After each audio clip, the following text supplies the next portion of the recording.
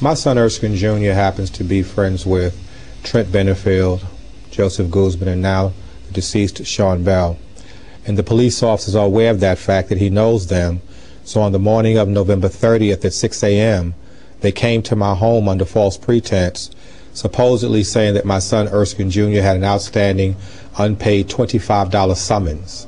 That was the impetus for them taking him, we thought, to the precinct. But later on we came to realize that they didn't take him to the precinct at all. They held him in our parking lot where we live at from 6:30 in the morning until 8 a.m. questioning him about the shooting. Did he try to call you at this time? No, they didn't give him nothing. They just kept him in the car. Have a lawyer? No. And what were they questioning him about? What he knew about the shooting. Did he know of a fourth man? Could he possibly be the fourth man? Was he at the party, at the bachelor party? No. He was at home that night. Were you wondering where he was? Yes. We made several attempts to find out where he was at. We called the 113th precinct to no avail. We called the 103rd precinct to no avail, and the 105th precinct to no avail. Hence, later on we found out, after he called me about 2 o'clock that day saying they released him, he explained that when they finally took him to the 103rd precinct, when he was being questioned upstairs, a detective said to him, "Do you see that guy sitting next to you? How big his hands is? He'll put your effing head through that wall if you don't tell us what we want to know." And there have been other people. In fact, there was actually a raid by police at 6 a.m. the previous morning in the same building, wasn't there? Yes. Could you talk about that? What happened there? Well, what happened was they said they had a tip from somebody. There was some drugs or something in the building. They're trying to build a case. They said that they had found a weapon and a small quantity of narcotics. Because they said there was a weapon that was supposedly involved in this incident, they're looking for everything. I think it's a witch hunt. I think they have, at best, no evidence. It's a tenuous case that they have right now. So they're doing what they can to try to build a case. And you've also had an opportunity to talk to the two survivors of the shooting, the wounded men, Trent Benefield and Joseph Guzman. And what have they been, I know their lawyers have said it, but if you could summarize for those of our listeners and viewers who haven't been following the case that closely, especially those in other parts of the country, what have the two survivors said happened to them that night? Well, they said that they were leaving the club, going to have breakfast at a nearby restaurant. This is around 4 a.m.? 4 a.m. in the morning. And they said once they got in the car, they said the police officer, which was a black man, who came to the front of the vehicle with his weapon pointed at them, never identifying himself, with no badge displayed. No uniform. No uniform, plainclothes cop. They thought it was a carjacking of some sort. That explains why Sean panicked and was trying to get away from the man with a weapon. Mm-hmm. And as he drives out, one of the police vehicles, the van, is turning the corner rapidly in the oncoming lane. Right. And they collide. They collide as he's pulling out of his parking spot. Well, that's what we were told. That's the truth of the matter. Mm-hmm. But the way the police officers trying to make it sound like that Sean ran into them. It makes it sound like he hit a police officer knowingly and then the police car. Which with the hitting police officer never happened. Mm-hmm. Trent was in the car and Joseph was in the car. And I spoke to both of them. That said that never occurred. And then what happened? Well, Joseph recounted to us how when he was in the car with Sean, who was driving, once Sean was hit in his neck by a bullet and he was bleeding profusely, his last words were, when he looked at Joe, he said, "Joe, I love you." And Joseph leaned over and grabbed him and said, "I love you too, man." And Sean leaned back and died. And Trent Benefield, who was in the back seat, actually was able to get out of the car, and trying to run away from the shooting, he actually fell at the end of the block of Liverpool Street on 95th Avenue, right? Just what you made mention of, Joseph said that that's what saved his life. Had it not been for Trent running from the vehicle, the police officers would have kept their weapons trained on him, and he'd probably be dead. But he said once Trent ran from the vehicle, the cops directed their attention toward Trent, and that saved Joseph's life, even though he was shot 17 times and have 19 holes in his body. Let me read you a key part of the New York Times article on whether Sean Bell knew the undercover officers were actually police. It says Lieutenant Napoli's account makes clear he believed the men in Mr. Bell's car knew he was a police officer because he had made eye contact with one of them.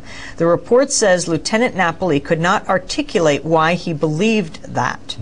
Lawyers representing Mr. Guzman and Mr. Benefield have declared that they had no idea the men they encountered that night on Liverpool Street were the police.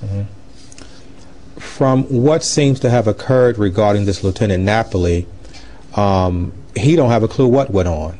He panicked when he heard gunshot. He thought he was being fired upon by them, and it was his own people that were shooting weapons. He don't know what happened. So his word has no real value. We have to go to break, but we're going to come back to this discussion. We're speaking with Bishop Erskine Williams, Bishop of the New Seasons Family Worship Center and pastor to both the Benefield and Guzman families. His church, too, in Jamaica, Queens, not far from the nightclub where Sean Bell was gunned down. Stay with us. Wyclef Jean singing Diallo, referring to Amadou Diallo, who was gunned down by police, died in a hail of 41 bullets on February 4th, 1999. When I went to the funeral of Sean Bell in Jamaica, Queens, following the casket was Amadou Diallo's mother, Kariatou Diallo, among other parents, family members of those killed by police in New York. I'm Amy Goodman here with Juan Gonzalez. We've just broadcast exclusive footage, first-time Port Authority footage that Juan Gonzalez obtained of the air train, known as the train to the plane, the Port Authority train to Kennedy Airport, that showed that an errant bullet from the hail of 50 police bullets that ultimately killed Sean Bell hit the train tracks above, sending police and passengers scurrying, diving for cover. Bishop Erskine Williams is with us. His two sons were picked up in the days after the police shooting. In police raids, as the mayor, and you met with the mayor, yes. Bishop Williams, was saying excessive force was used. Yes. At the same time, these raids are taking place, not getting the same kind of coverage. Now, on the issue of the police that night, that morning, that Trent Benefield, Joseph Guzman, Sean Bell did not realize were police. Explain what happened. Sean Bell, was he handcuffed even as he was near death when he was being put into the ambulance? Bishop Lester Williams shared with us when they went to Jamaica Hospital that Sean Bell was in handcuffs. I didn't see Sean Bell because I didn't go that direction. Trent Benefield happens to live 3 or 4 doors from where I live, so he's my neighbor. Upon learning of the shooting through my son Saturday morning, I got up to see if I could be of any assistance to the family. So I took his mother, Denise, his grandmother, and his aunt to the hospital to see him.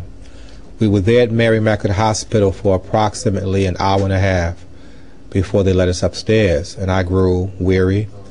And I asked Mr. Rubenstein, Sanford Rubenstein, why are we sitting here in this conference room if I came to pray for Trent and Joseph? So he said, I don't know, you have to ask the detectives. And I went out and questioned one.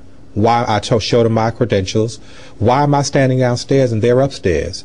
And he said, well, you have to speak to the inspector because I think that he's being questioned. I said, without an attorney? And he said, well, the inspector, who was Inspector Pearson, talked to me and said, well, we'll take you upstairs. I said, y'all have already broke the law by virtue of this shooting. Now you're adding insult to injury, questioning him without an attorney. So at that point, we were allowed to go upstairs. Reverend Al Sharpton, myself, Trent's mother, and his grandmother. That's when we beheld Trent laying in the bed with handcuffs on his ankles and his hands. And I became irate. And I said to Inspector Pearson, where the hell do you think he's going? What do you think he's going to do? Why is he cuffed to the bed? So he said, well, it's departmental policy when we think there was a gun involved. I said, do yourself a favor. Leave the handcuffs on because I'd like Congressman Tom White to see these handcuffs. Within 5 to 7 minutes, the cuffs disappeared.